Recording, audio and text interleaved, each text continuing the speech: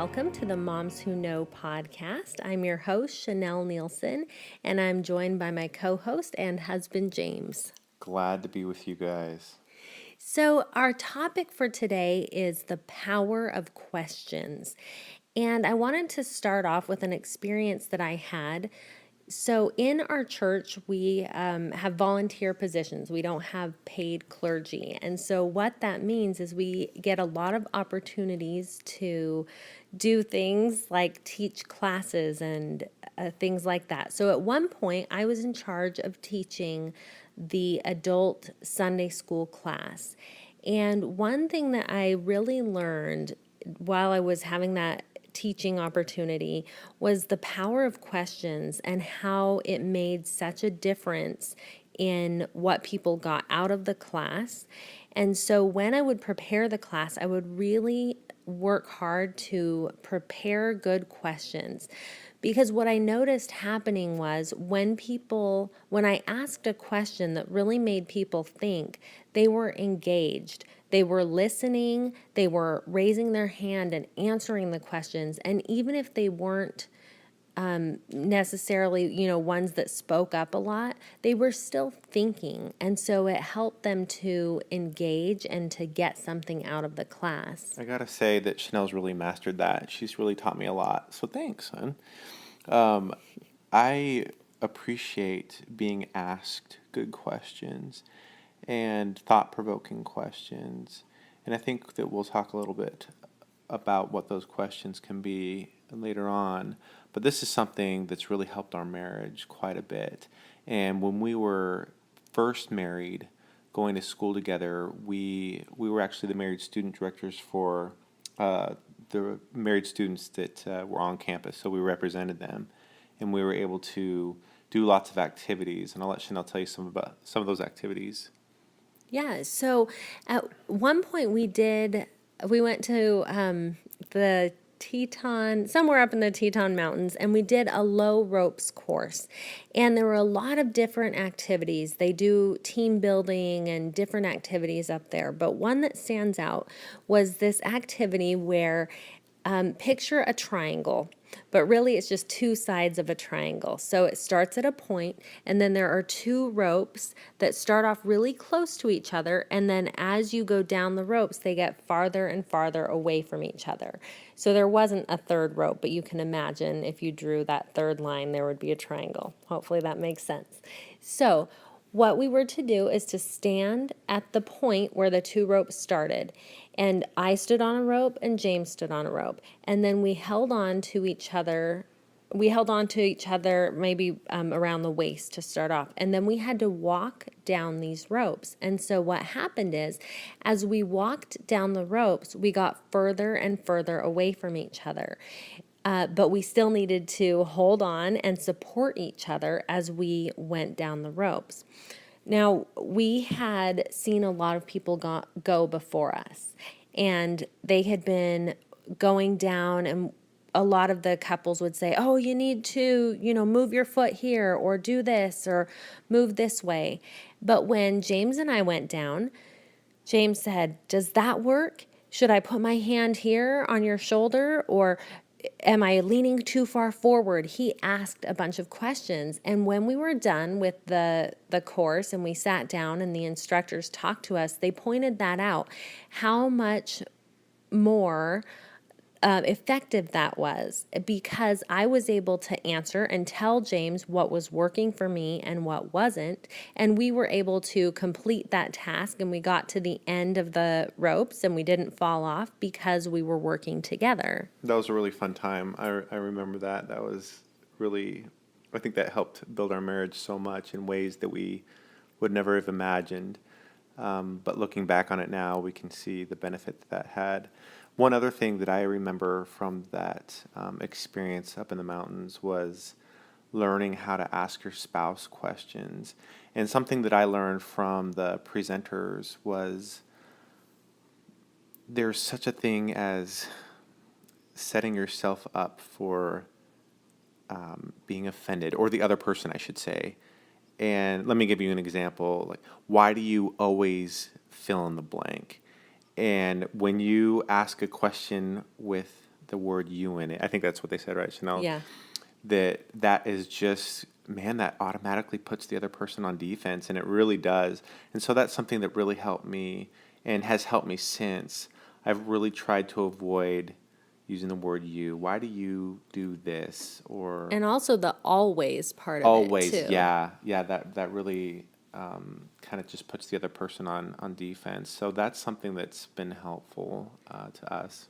Yeah, so not only asking questions to each other and checking in, but making sure that those questions are coming from a place of, I actually want to know, not making the other person defend themselves. And so we definitely want to ask questions, but we want to be careful about what kind of questions we're asking and make sure that those questions are things that are going to lead to a good discussion and not things that are making the other person upset just from hearing it. Definitely. You know, I was just going to add that, oh, I know that women like to talk, and that's a good thing. I really don't mean that in a derogatory sense at all. Like, I grew up with 5 sisters, and I know that women like to ask a lot of questions. And guys, like, I know that sometimes we just go into shutdown mode. Like, I don't know what it is. It's got to be something in the wiring, right? But um, I think that if you're able to ask maybe sometimes direct questions, or questions that I guess just don't put you on the defense, it just works out a lot better. Men have the mentality of, we want to fix it, and we want to just be kind of short and to the point. But I guess I would encourage you males out there, if you're listening, to be open to having conversations and to answering questions, and to ask questions, and really try to figure out how to communicate with your spouse in a way that is going to be beneficial to both of you.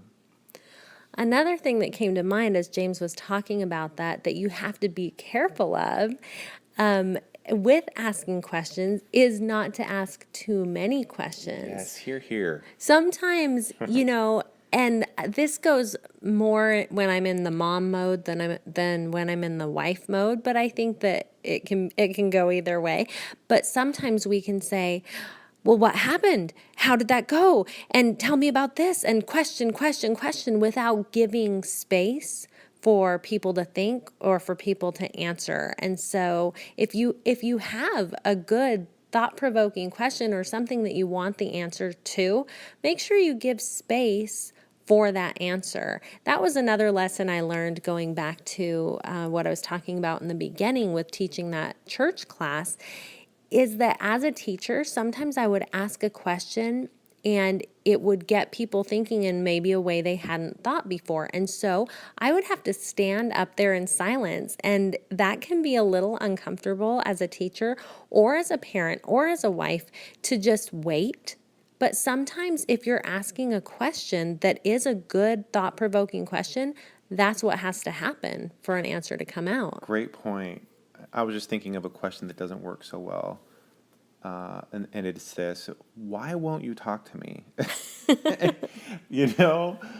don't know. And it's sometimes we're just asking questions to get that conversation going. And so I understand that, you've got to get something going. And, some of you listeners might be thinking, well, like, okay, that's how I get my spouse to talk to me. I ask them questions. So I'm going to put you on the spot. Can you think of some good things that you can say to initiate conversation without it being a question? So this is kind of a different thought, but one thing that I think helps us to have good conversations is we like to read books together. And as we read, so sometimes we'll discuss like the actual book and characters or things that are going on. But just tonight, we were reading this book together, and then we stopped because something in it reminded me of something else, and then we were able to talk. So sometimes it doesn't have to be so forced, like, how was your day? What did you do? Tell me all about it. You can just read a book, or the spouse that wants to talk more, maybe talk a little bit more, and it gets the conversation going, and then hopefully your spouse will chime in. I don't know if that exactly answers your question. It does. No, I think that's really how a lot of our conversations get going is it'll be, yeah, reading a book or doing something, just even working together, in the kitchen, and then things will come up to where we're reminded of something, and that just spurs a conversation. So my hope is that everybody out there really enjoys talking to their kids, talking to their spouses, and just really enjoys that time. Chanel and I, we really try to put the kids to bed at a pretty early hour so that we can have our time, and like it's mom and dad's time, and we need you to go to bed so we can talk and we can foster this relationship that we have. And so we have times that we can set aside and just talk. And sometimes you don't feel like talking. And guys, like, I totally get that. And I should say gals too, right? Sometimes you just don't feel like talking. And so read a book together. That's a great thing to do together. But have that time to where you can at least set aside to be together, and hopefully some good conversation will come, right? Yeah, for sure. Well, I want to tell about a question that James is good at asking. And this is something that I really love. Sometimes he'll say to me, just randomly, every so often, how can I be a better husband? And that is so nice. A lot of times I'll think about it and maybe not even be able to come up with anything. But sometimes I have a few suggestions, and it's just so nice to know that he wants to know and that he's willing to ask and wants to do, whatever it takes to work on our relationship. And usually when he asks me that, I'll ask him, the same. How can I be a better wife? Because And I always tell her you're perfect. which is a good answer. No, I appreciate the compliment. No, thank you. I think that's nice. And you do, and you'll ask, and you do things that I'm thinking of an example of when you asked how something can be better, and it wasn't by asking how can I be a better wife, and the question was, okay, so let me set the background. So kids at home, right? It's crazy. I come home from work. They're all home from school, and Chanel's getting dinner ready and some things. And, as I think most people want to have the house clean, right? And to do the house cleaning and get the dinner on the table and have the kids, like, looking great, that's like perfect world. That doesn't always necessarily happen, right? So Chanel, I think she was feeling bad that all couldn't happen. And she asked me the question, all right, well, would you rather come home to a clean house or dinner on the table?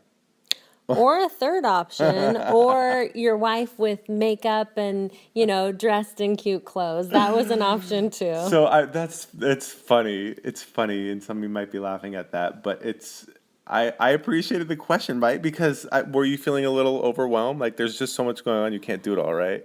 Right, because all three of those on the same day, chances are slim. So I wanted to know what's the most important to you, because you only get to pick one, and if you're Yeah, I lucky, couldn't pick maybe all two. three, right? Yeah, Couldn't pick all three. No, and you know what? My answer was, in case you're curious, I really wanted to just have dinner on the table. Like, that just made me feel like great, right? Like, just king of the house for that hour. Just really nice. I thought that was great, and I think Chanel looks amazing anyway without makeup. So that's wonderful, and that worked out for me. And the house being clean, it just, I realize it. Like, our kids are tornadoes, whirlwinds, right? It just can't all be clean. And so that's something that's worked for us, and it's set me up to where, I don't have this expectation that I'm coming home to everything being perfect. And you know what? Sometimes I need to help out with dinner, right? Like, that's just sometimes things just come up and happen, and your spouse isn't able to get the dinner on the table, and she needs your help. So hopefully you can say I've been a good helper sometimes, right? yes. But I think that was a great question and something that's helped us. Yeah, I think that questions like that are important because sometimes we might get it wrong, and we might. I'm thinking of an example. I had a missionary companion, so I was assigned to work with a sister, and she was so kind and she wanted to do nice things for me. But the things that she did trying to be nice absolutely drove me crazy. But I understood even then she was trying to do these things to be nice. But had she asked me, I would have told her that that isn't the best way to show me love. So I won't get into that, all of that specifics, but I think that's really important because what if, to be nice to James, I thought, well, he wants to come home to a beautiful wife. So before he comes home, I'm going to put on my makeup and curl my hair and, wear a cute outfit and be all ready for that. And then he comes home and there's no dinner on the table and the house is a mess. He might not feel as loved as he does when he comes home and there's dinner on the table because that's the priority to him. So I think that act of checking in with your spouse is so important to make sure you're on the same page and make sure you're showing love and serving them in the way that they feel that love. Yeah, totally agree. Absolutely. Yeah, so, and we mentioned in the last podcast we did together, you can go back and check that out if you haven't heard it. It was on 3 meetings that help make a marriage strong. We talked about how we do companionship inventory. And one of the things that we do at that meeting is we ask each other what we need to work on. And I think that that's really powerful because we don't just sit down with a list and start by saying, here's what you need to work on. We ask each other. And that puts us in a frame of mind when I'm asking James, okay, do you have anything that I need to work on? I'm more ready to hear that answer. You bet. I was even thinking about the kids and asking, hey, what have you seen from your perspective going on with the kids and my interaction with them? I went through a time with my oldest son. We've always had a great relationship, just where I guess I was just kind of really getting on him and having these expectations that were really not realistic, probably, and talking with Chanelle about it. And so I think that's a good thing to do too. That starts conversation, and that is just giving you ideas, right? And it helps you get another perspective, and when you're asking questions, like find out questions, right, on how to be a better dad or even a better employee. Hopefully you're both talking to each other about your jobs, and whatever your job may be, and it's a good opportunity to just really open up to one another. Yeah. I like James was talking about asking your spouse about your kids. Another thing that you can do is ask the kids themselves. So because of that question I learned from Yeah. James about, how can I be a better, him saying, how can I be a better husband? I've done that with our kids and asked them, how can I be a better mom? And their answers surprise me. It's really fun to ask and to get their insight because sometimes it's really not the things that I would think. I've gotten answers like, let me cook with you more, and snuggle with me in bed at night, and things like that. And the things that are really important to them come out from that question. Right. Something that we also do with the kids at night, and Chanel's probably better at this, is we let the kids ask us a question. So before they go to bed, or like right when they climb in bed and we tuck them in, they get to ask us a question. And it's a lot of fun, actually. And they'll ask about high school experiences, or they'll ask about... Trevor asked me the other day about an old girlfriend. What did he say? Something about, did you ever have a girlfriend before Mom? It's just funny, it's fun to hear what these kids are thinking, what's on their minds. And so that way they learn how to ask good questions too. I think it's really something that helps them to figure out how to ask good questions. So, because they only get one, right? I don't. They might get more than one. Yeah, no, With only you? one with me Okay. too. Okay. Yeah, we do it separately. So, all right. Yeah, I've tried to train them because sometimes they want more. And so sometimes they'll say, "Can I have more than one question?" I'll say, "Nope, good night." That was their question. That's Ooh, your question. what a ripoff. Make a better question tomorrow Oh night. man. Oh man.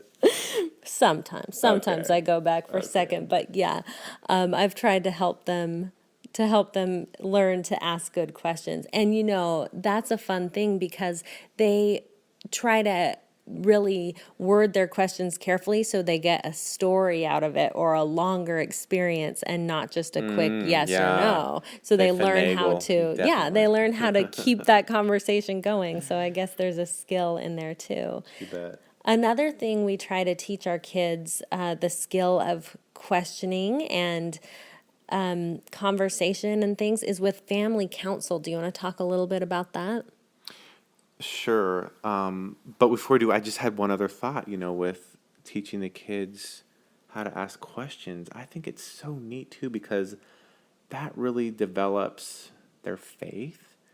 That develops, just their whole belief system and whatever your belief system is and questioning things and not, I mean, take a step away from faith. Look at, I'm thinking of one of our kids in particular that's so good at inventing and asking, how can I make this different or better?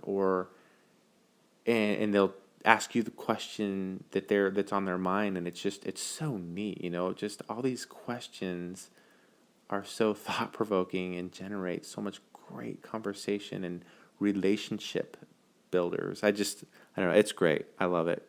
So I'm sorry. So you asked No, me that's a about great point. family council, right? Yeah. Okay.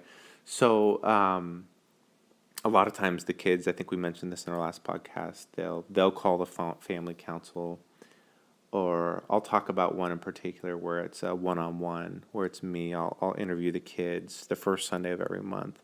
I'll just have some time where it's just me and them, and we'll ask questions to each other. Of course, how things are going at school and so forth, but really trying to ask them deep, find out questions about themselves. And I'll ask them about, news stuff that I'm reading. Or, what works out good too is like I have a problem at work and I'll ask my 7-year-old what he would do. And I've got some really cool feedback. And like you talk to him on a mature level, and you'll be so amazed at what the response will be. It's incredible to hear the things that they have. So much wisdom in these kids, and that's been a really neat relationship builder for us. That's really cool. And I think that going on, so there's the one-on-one where you meet with the kids, or sometimes bringing the kids into the family when there are issues in the family. Like, we've found that it works a lot better. Say the kids are struggling to do their chores or their family work or whatever you want to call it.